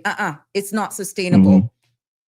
That is no different when it comes to running your country. You're going to have to make cuts. Exactly. And then we sit down as two people in that household and have the hard conversation. And guess what happens in our household? What can you do to bring more money in? Exactly. Well, it's true, because if you want to maintain, but using your example, if I want to maintain that brunch lifestyle, it's either, well, can you get another job, or can you get a higher job, or what would you do to bring more money in if you want to sustain that lifestyle? The song came to mind. Gonna make that money. So let me just say this. Using your analogy of hard conversation, right? This is where I think, talking now from a governance perspective, when citizens pay taxes directly, they usually demand more accountability, better spending, better reporting, better value for money. We all hear about that word, value for money, right? And what that can create is a healthier relationship between the public and the government, because people stop seeing government revenue as something that just is magically produced by permits and duties, and they start treating it as their money. And I think that's more a matter of a political culture than hard economics, but I think it's a real benefit in many places. If we just, like the gravy train will run out of gravy. Right. They're gonna crash at some point. Yeah. So I'll leave you with that. I'm for taxation. I'm for a smart, efficient tax system for Caymanians. There we go. Well, the conversation has begun. The conversation. Thank you so much. I'll leave you right there. Yes, always a pleasure to have you joining me. 936-8255. The phone lines are open if you want to weigh in. We had some messages that came in on the social media platform while our caller there, Alfred, was on with us. It says, Dean says, talk about DFA, aka NAU. Do we know how much of these grandfather in Caymanians under this immigration reform will become clients of NAU? A study of the economical status of the economy needs to be done to see where they fit in or make room for them. Dean, you are quite right. You are quite right. Well, one thing for sure I have seen is that our very own, they're almost embarrassed to know that they have to go there. It's one thing with our Caymanians, Dean, that I can attest. Services are there, but the dignity, the environment is not conducive, and they're embarrassed that they may fall in hard times. Some, it's not of their own. Life just happened. But you're quite right. We have just possibly opened up the room for this grandfather in that they too would be entitled. They would be entitled to it. Danny says here, government should not spend more than they make. I don't hear any MP saying that. There we go. And another one by Danny says, rising taxes constantly is unsustainable. Well, we're seeing where the bills are going up, and I don't understand. Like I said, I applaud him for saying that, because that is a hard conversation to have. And coming from an elected member of parliament saying that it's not sustainable, he needs to be applauded, because at least you can say the man isn't sounding the alarm. We're going to take a call, and then I'll continue with some messages on the screen. Good evening, caller. You're live. Good evening, Sabrina. Good evening to the listeners. The last comment that you got from the person who said, well, how many of the grandfathered in people might wind up on the NAU? Yeah. That has prompted me to sort of make a point I've made before, but just to also try to extend that discussion a little bit. First of all, there was never, ever, as far as I'm aware, a regulatory impact assessment in relation to the immigration law. Regulatory impact assessment, I don't know whether when you were in cabinet you used to have those. I know that they never used to have them during my time. But like in the UK, if you are going to do any piece of legislation, you are going to have a regulatory impact assessment. And basically that is just a fancy way of saying, do you have a proper report that is saying what the pros and cons of that legislation is? Yeah. And one of the things that you would do, for example, in relation to this immigration matter is to find out from past experience, the statuses that you've given in the past, how many of those have wound up on NAU, which the other caller, the messenger there was saying, okay? But that is not just that. It is just everything else, like how is this going to impact the schools? How is it going to impact the traffic? Think about everything that you can. How is it going to impact the social cohesion in the society? I mean, there are people who are specialized as sociologists, as microeconomists, as finance people, transportation people. All those people are supposed to come in and contribute to that regulatory impact assessment. And what this government has not done clearly is that it hasn't done that. And even more serious is the fact that they have avoided those issues. I mean, there are a lot of Caymanians, including, people like myself who have joined Caymanians in saying, please tell us what you want to achieve and what the ups and downs are going to be on this. And they have just totally avoided that. To me, I find that to be a problem.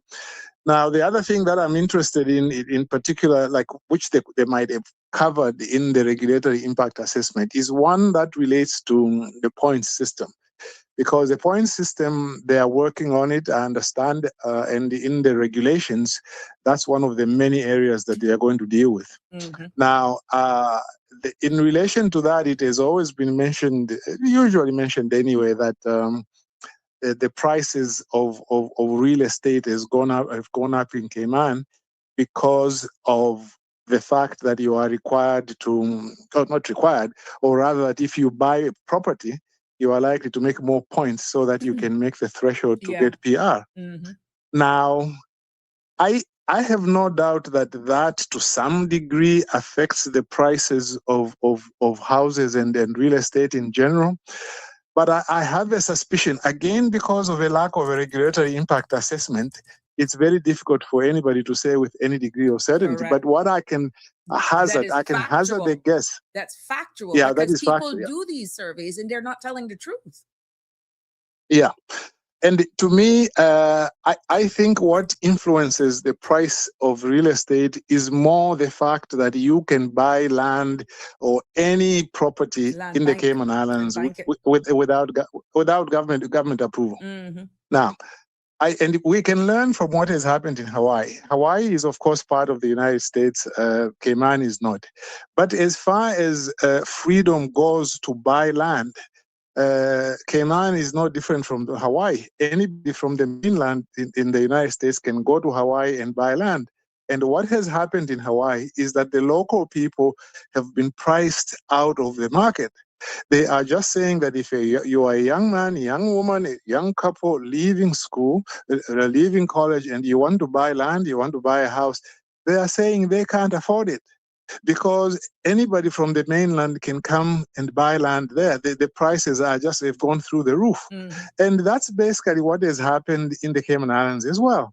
I think that is a greater influencer of prices going up rather than, people who are trying to get residency. Because again, I would love a survey which tells me, which says, okay, take a survey of people who have bought land, say, in the first 2 years when they come to Cayman, or the first 5 years, and you ask them, why did you buy a house? Did you buy a house because you are planning to apply for permanent residency, or were you going to buy a house anyway to avoid having to pay rent for so many years without any investment?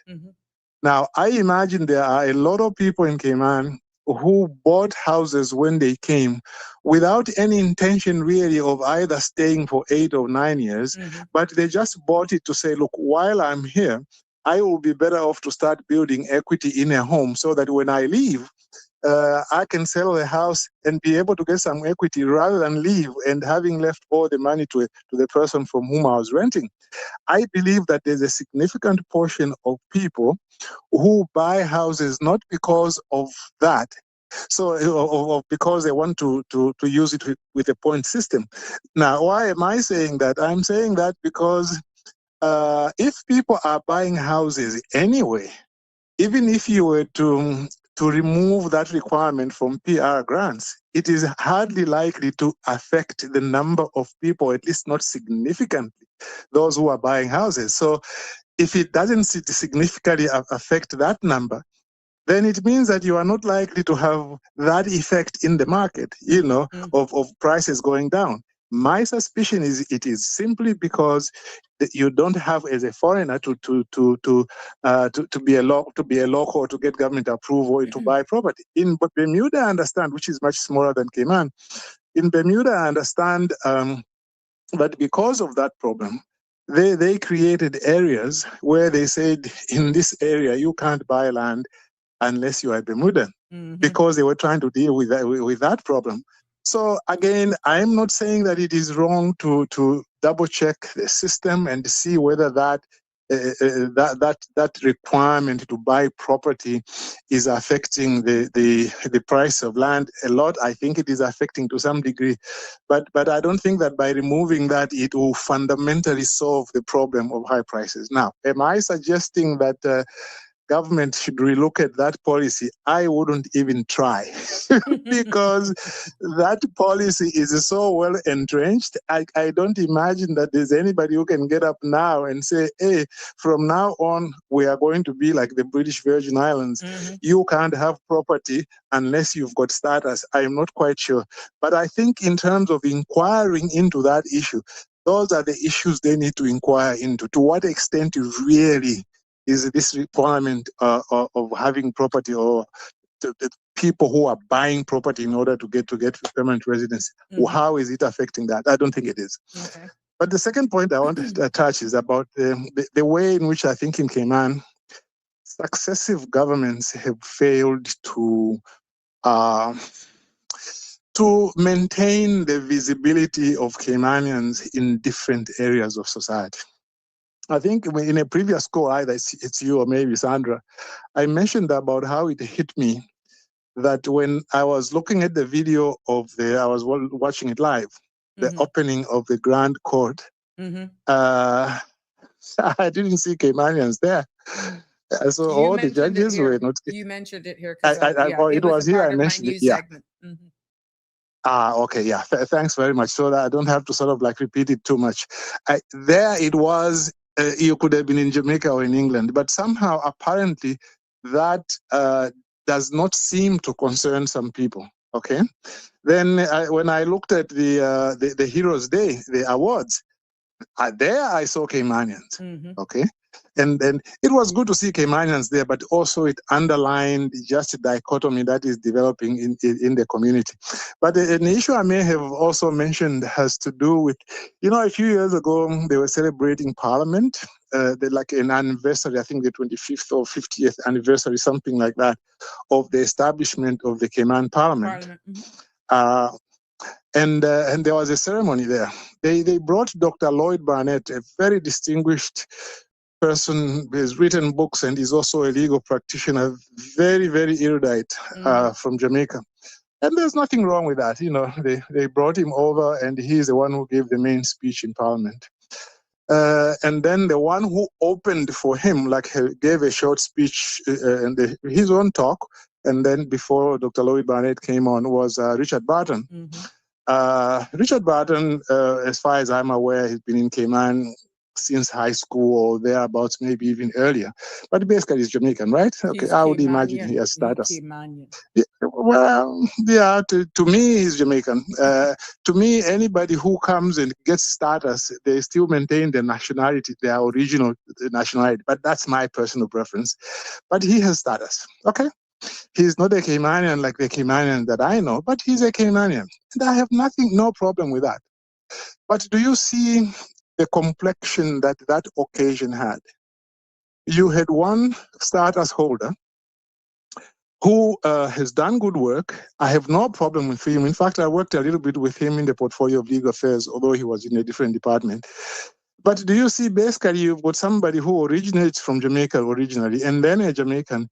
They are the two people who spoke on an occasion when you are celebrating the establishment of Parliament in Cayman. Couldn't you get maybe a son, at least one of those two, to be a son or a grandson of, I don't miss your No, I get heroes you. in the Cayman I Islands? get where you're going Yeah. with that. Mhm. Exactly. And then, what were the other two significant things that were done there?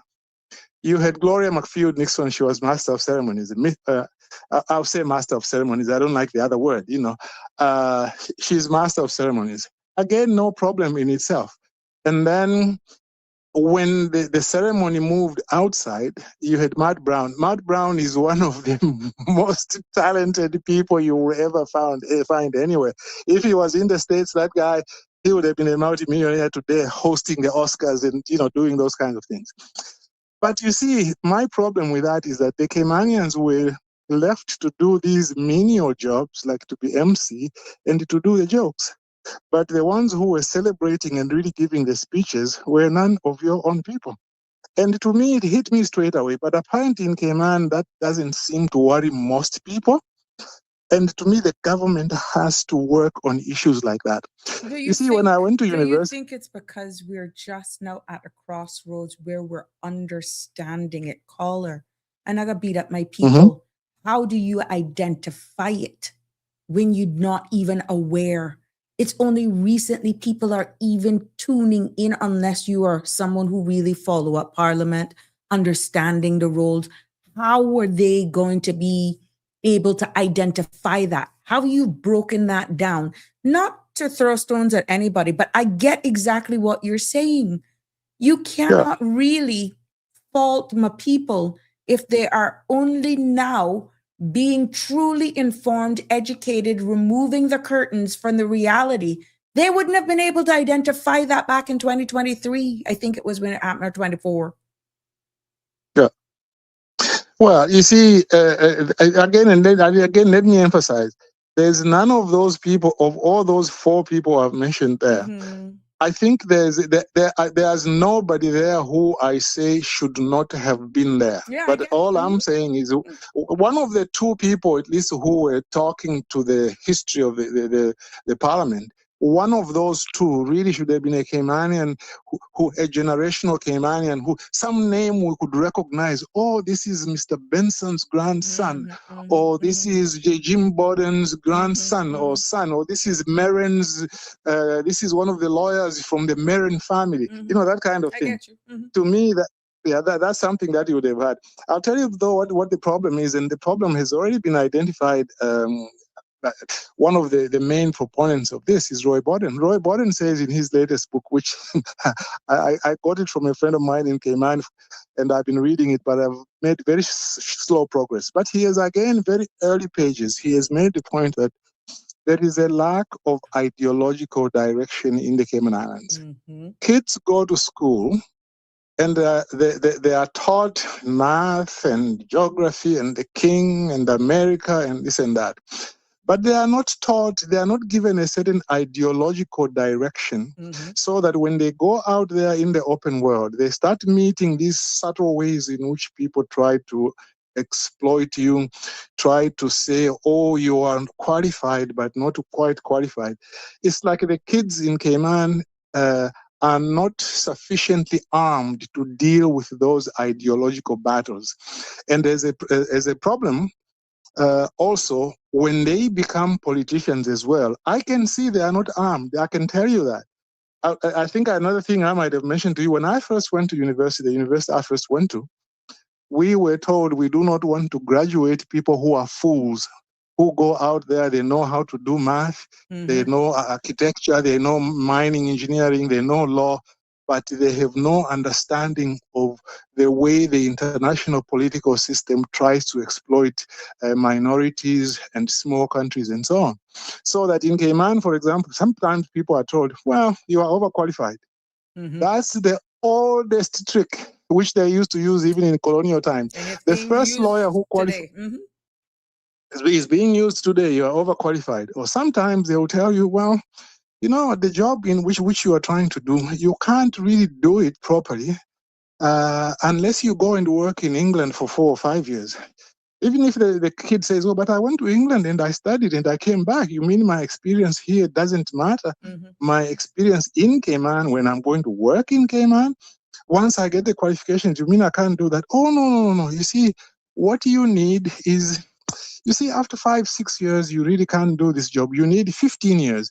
And you see, because it comes like advice being given to you as if by a mentor, there is a way in which your guard is down. Mhm. And you start believing it. I was being told when I started writing legislation, they said, you know, oh, this job is so tough. You see, you need 10, 15 years experience, sometimes 20 years experience for you to be able to write laws. You know what I found out later on? In Australia, first of all, generally speaking, in Australia, they don't take you to a university to go and study how to write legislation. They used to have an institute there, but it didn't last for a long time. They teach you in the office. And at the end of 5 to 6 years, according to their documents, 5 to 6 years, you are considered to be a senior drafter at a lower level, but you are a senior drafter. In other words, after 6 years, you should be able to write legislation without supervision. Mhm. But what I was being told when I was coming up, I was being told you need 15 or 20 years, which is total rubbish. And then once I became myself an established drafter, and I now can tell you exactly how to train a drafter, what works and what doesn't work. I can tell you, for example, that very often it's better to train somebody full-time for 1 year and then they gain experience than just to allow them just to gain experience, unless you have a structured system in an office where you can have a senior drafter who does not lecture to the people there, but gives them structured work. You know, to say, okay, you've done this kind of work. I don't want you to do this anymore. I want you to do this next kind of work because I don't want you at the end of 6 years to have done 1 or 2, 3 kinds of work. I want you at the end of 5 or 6 years to have done 10, 15 different kinds of work.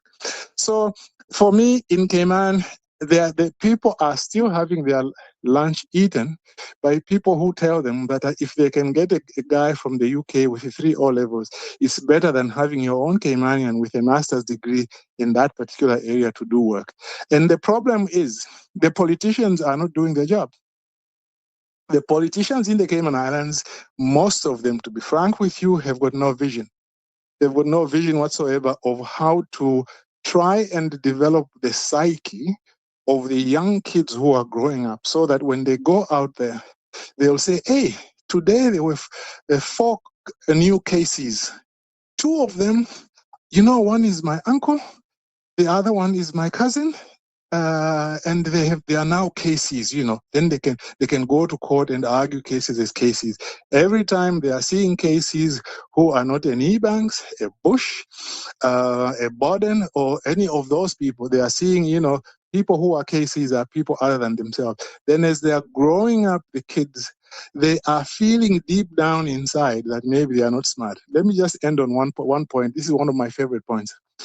You see, in the United States, for example, this is, of course, there's the same tricks were being used through Jim Crow and so forth. It used to be said a long time ago that black people could not be quarterbacks. They say that black people were strong and powerful, but they couldn't be quarterbacks. And the reason they couldn't be quarterbacks is, one, to be a quarterback, you have to be very smart. Black people are not smart. Also, to be a quarterback, you have to have leadership qualities. Black people by nature don't have leadership qualities. Also, to be a quarterback, you have to be able to rein in your emotions. Under pressure, you need to be able to act in a cool way.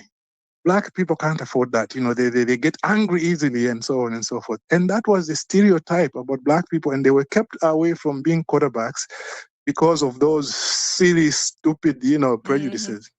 Today, of course, black people being what we are, they fought and they proved themselves. And today, black people are overrepresented at the position of quarterback. And if in Cayman we can start learning from some of those things, I think maybe there might be a vision which might lead the young people and the whole country to the promised land where Caymanians can be in charge of their own country, and proudly so. I'll leave it there. Sir, I was asked, and I will actually let you close this section out with a Cut! thank you very much. It was asked for by Damian Charles because of something that you said, sir. Thank you very much. I always, with Mr. Balika, you don't know what he has in store, but I tell you, there have always been nuggets of reality that the gentleman has been able to share, and I appreciate him. I appreciate all of you who actually contribute to all of the conversations here, because many days, lots of information that you can take away. And we have, I'm going to catch up in my WhatsApp here. And this is going back to the former conversation about the taxation for being introduced. This is fine. I honestly think we do not have a choice. This is where taxation is concerned. And we will need to implement some income tax not too far from now. The population wants government to provide everything, but not expect to pay for it. Ignorance is bliss. So that ends my thing. I just want to make sure that I keep up with some of these. And I've been posting a lot of the comments that you've been making on the screen. I know it's a little hard, but Anthony Russell said that the Bermuda, who is a British overseas jurisdiction, just like us, their entire financial income structure is on us. They depend on financial services and tourism. Says that Bermuda introduced a corporate income tax like 3 years ago. We could also consider that as well. Again, Anthony, thank you for your feedback. The thing is that the reality is a conversation needs to be started. Once we hear these realities and some of the things that government may actually have to look further afield just to try and fund these things, is that, you know, they may need a more robust means testing, you know, ensuring that, and this is going back to Minister Ralston Anglin's cry for a reality that paying for these long-term care is not sustainable, and the cost of healthcare in general as well. That's only one bucket that nationally the government is responsible for. But maybe they may have to have a more robust testing, a means testing, ensuring that this support goes to those who truly, truly cannot afford care.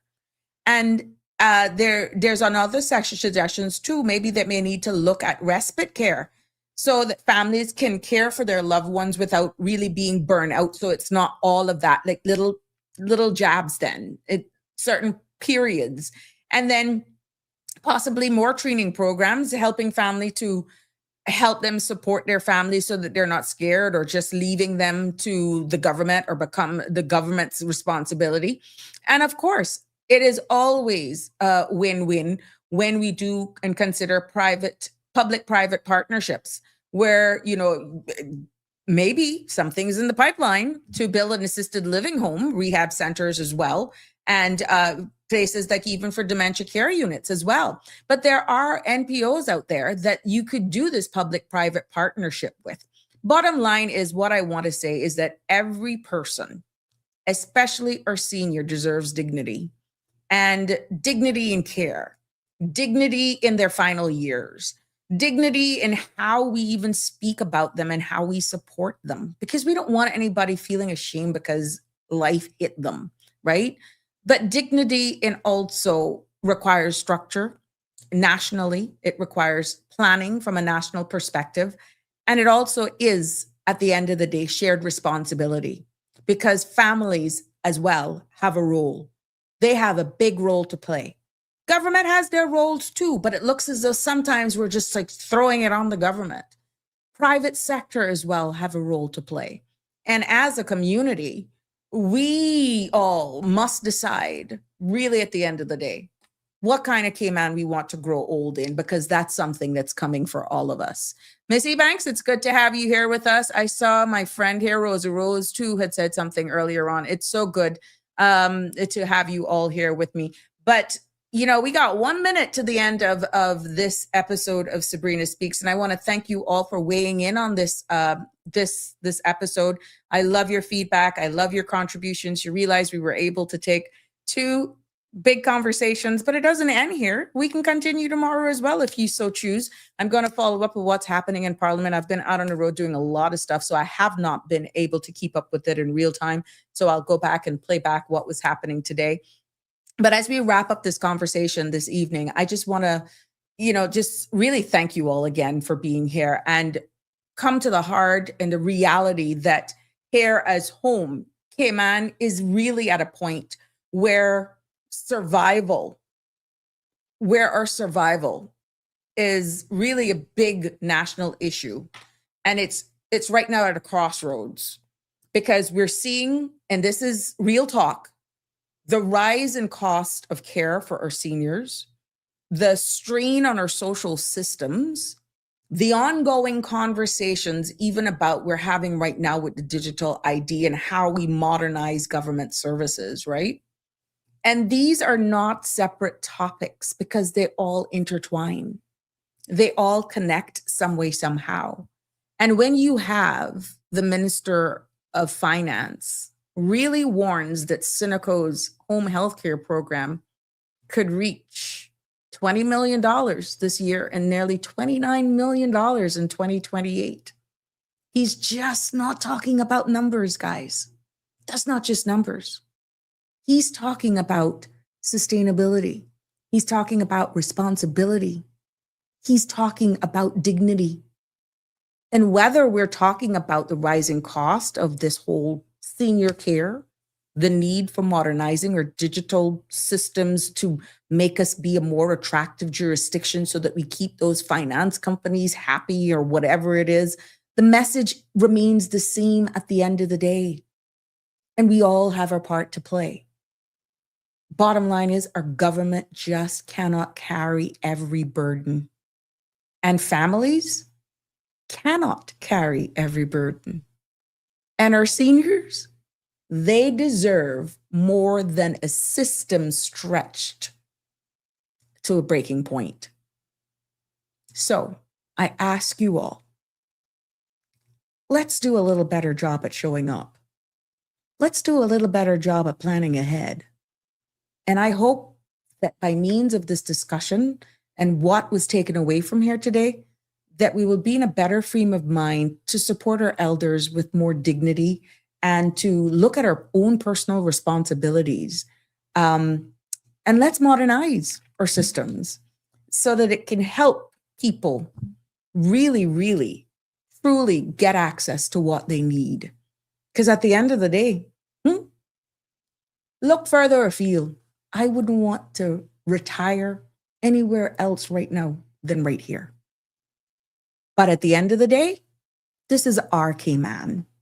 And this is our responsibility. And it is definitely our future to shape. That brings me to the end of Sabrina Speaks show here this evening on this beautiful Tuesday evening. Please take care of yourself. Be safe on our roads. Don't give up hope. Let's come together for one. As I say, love you lots. Take care. Good night. See you tomorrow. That's a wrap for today's edition of Sabrina Speaks.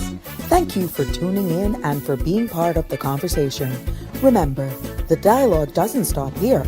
Stay engaged, stay informed, and most importantly, stay empowered. We'll be back tomorrow at 5 p.m., same time, same place, right here on CMR TV and radio, where your voice matters and your truth is heard. Until then, Cayman, take care of yourself and each other. That's it for today's edition of Sabrina Speaks, where your voice matters, your story counts, and your truth is always welcome. Join us weekdays from 5 until 6:30 p.m. right here on CMR TV as we dive into the topics that matter most to you. Catch the show live or on demand at cmrtv.com. And don't forget to follow us on Facebook, YouTube, and Instagram so you never miss a moment. Until next time, stay informed, stay engaged, and always speak your truth.